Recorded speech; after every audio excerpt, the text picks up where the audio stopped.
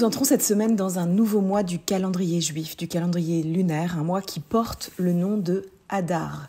Et la tradition juive, le Talmud, nous dit ce mois-ci « Mishenichnas Hadar, marbim besimcha », ce qui veut dire « dès que le mois de Hadar arrive, la joie augmente ». Mais de quelle joie est-il question ici ? Bien sûr, il s'agit de la joie de la fête de Purim, ce grand carnaval juif que nous nous apprêtons à célébrer dans quelques jours. Bien sûr, cette année, cette fête de Purim est peut-être encore plus attendue qu'une autre année, pas juste par les enfants, mais peut-être par chacun d'entre nous. Non pas parce que nous chercherions à oublier un instant les événements tragiques que nous venons de vivre, que nous sommes en train de vivre, non pas non plus parce que nous aurions besoin de noyer notre chagrin dans la boisson, même si boire, vous le savez sans doute, est une des injonctions de la fête de Purim, mais au contraire, je crois, parce que le thème de Purim nous parle encore un peu plus cette année, compte tenu de ce que nous vivons encore et encore. Purim et sa thématique, pour ceux qui lisent avec attention son récit, le récit de la Megillah, nous propose une analyse assez pertinente de ce que nous avons vécu dans l'histoire et ce que nous vivons encore aujourd'hui. À travers l'histoire de la reine Esther, de Mordechai, du roi Assuérus, il est précisément question de la condition des Juifs en diaspora, en exil, de la menace antisémite qui pèse encore et encore sur nous. C'est dans la Megillah qu'apparaît pour la première fois un mot, le mot juif, qui vient définir cette fois-ci un membre d'un peuple, et pas seulement quelqu'un qui viendrait de Judée, un Judéen. La preuve, ce mot définit Mordechai. Or, Mordechai, on le sait, ne vient pas de la tribu de Juda, il vient de la tribu de Benjamin, mais dans la Megillah, il est défini comme Yehudi. Tout à coup surgit ce nom de juif. C'est ainsi qu'on l'appelle sans qu'une définition précise soit donnée de ce qu'est un juif, une religion, une pratique, une ethnie, une philosophie.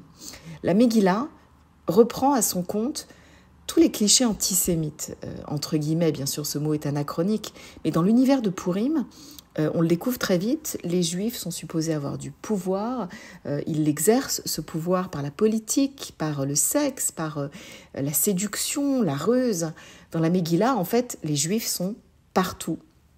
C'est exactement ce que rappelle le vilain Haman lorsqu'il se tourne vers le roi Assuérus et qu'il lui dit « Yeshno am echad mefuzar ou meforad » Il est une nation dans le royaume à la fois dispersée et à part, et cette nation, sire, vous menace.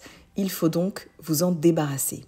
Am echad mefuzar ou meforad, un peuple dispersé partout et à part. On voit bien là que Haman reproche aux Juifs ce qu'on leur a toujours et partout reproché, d'être à la fois mêlés aux autres et de refuser de se mêler aux autres. Bref, on leur a toujours reproché une chose et son contraire, tour à tour d'être trop puissants ou trop chétifs, d'être de méchants capitalistes ou de dangereux révolutionnaires. On leur a reproché d'être trop visibles ou au contraire impossibles à distinguer.